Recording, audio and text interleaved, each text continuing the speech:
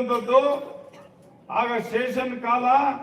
ಶೇಷನ್ ಅವರು ಆಗ ಏನ್ ಮಾಡ್ತಾ ಇದ್ರು ಅಂತಂದ್ರೆ ಒಂದೇ ಒಂದು ಕಾರ್, ನಮಗೆ ಯಾವುದೇ ರೀತಿಯ ಕಾರುಗಳಿರ್ಲಿಲ್ಲ.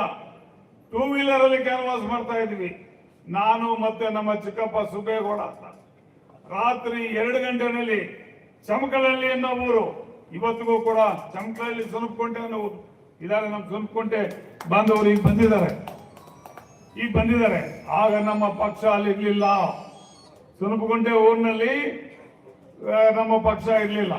ಅಲ್ಲಿದ್ದು ಕಾಂಗ್ರೆಸ್ CPM ಮಾತ್ರ.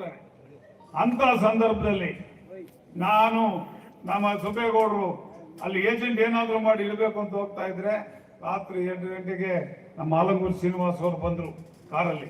ನಾವು 2 ವೀಲರ್ ಅಲ್ಲಿ ಬೇರೆ ಏನೋ ಸರಕು ತಗೊಂಡು ಹೋಗ್ತಾ ಇದ್ವಿ, ಅದು ಹೇಳೋದಿಲ್ಲ.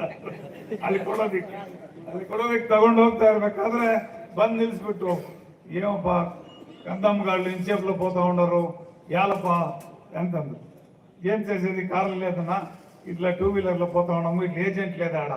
అయ్యో అంతా ನಮ್ಮ ದಿವಂಗತ ಮಗಲರೆಡ್ಡಿ ಅವ್ರ ಮನೆಯಲ್ಲಿ 4 ಸಾಲ అయిపోయింದಪ್ಪ ಅಂತ ಮಲಗ್ಬಿಟ್ರು.